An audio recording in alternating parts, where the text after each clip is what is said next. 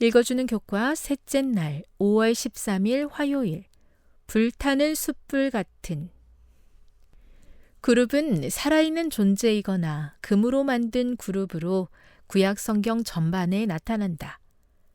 그들은 종종 하나님의 보좌 바로 옆에 서서 세상에 하나님의 영광을 비추는 것으로 묘사된다.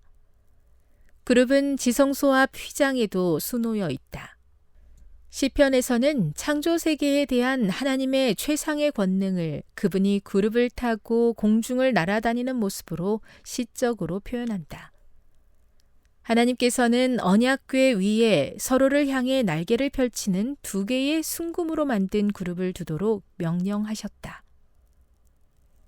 에스겔 1장 4에서 14절을 읽어보라.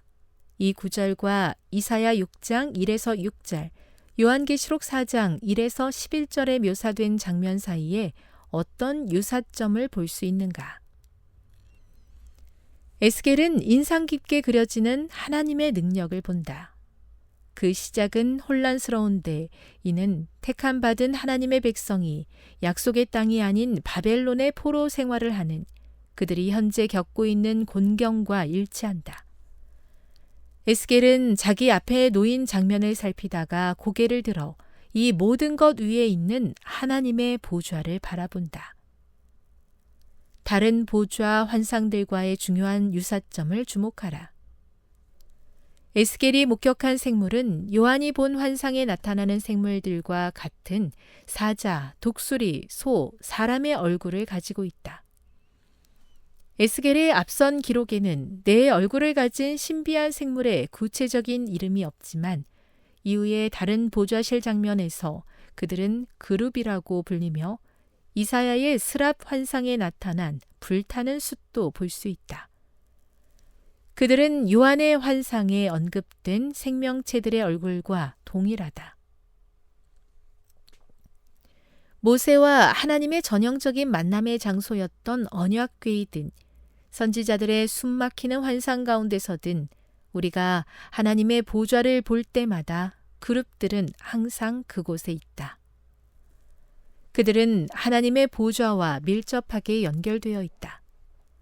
우리가 하나님의 형상대로 지음받은 인간을 보거나 하나님의 영광스러운 보좌 바로 옆에 배치된 천사를 살펴보던지 하나님의 모든 피조물은 하나님의 영광을 반영하도록 설계되었다. 교훈입니다. 선지자들에게 나타난 그룹은 하나님 보좌 옆에 서 있는 동일한 존재이다. 사람이든 보좌의 천사이든 모든 피조물은 하나님의 영광을 나타내도록 만들어졌다. 묵상. 거룩하다, 거룩하다, 거룩하다. 만군의 여호와여 라고 외치는 그룹의 모습을 생각해 보십시오. 적용. 이사야가 한 대답을 생각해 볼 때 당신이 거룩하신 분 앞에 선다면 어떤 모습이겠습니까? 당신의 대답은 복음의 필요성에 대해 무엇을 말해줍니까? 영감의 교훈입니다. 거룩한 지성소. 지상에서 하나님의 거처의 상징이 되었던 성소와 성전에서 한 칸은 그분의 임재에 바쳐졌다. 그룹을 수놓은 그 입구의 휘장은 한 사람 외에는 어떤 사람의 손으로도 들려져서는 안 되었다. 그 휘장을 들어 올리고 명령 없이 지성소의 거룩한 신비 안으로 들어가는 것은 죽음이었다. 왜냐하면 속죄소와 머리 숙여 경배하고 있는 천사들 위에 지극히 거룩하신 분의 영광, 어떤 사람도 쳐다보고는 살 수 없는 영광이 머물러 있었기 때문이다. 교회 증언 8권 284. 다 이해할 수 없는 영광과 능력 가운데 계신 주님께서 우리와 함께 하시고 인생을 주관하심을 감사합니다. 거룩하신 임재를 우리에게 부어주셔서 주님의 속성을 조금씩 닮아가며 하나님의 영광을 세상에 반사하게 도와주옵소서.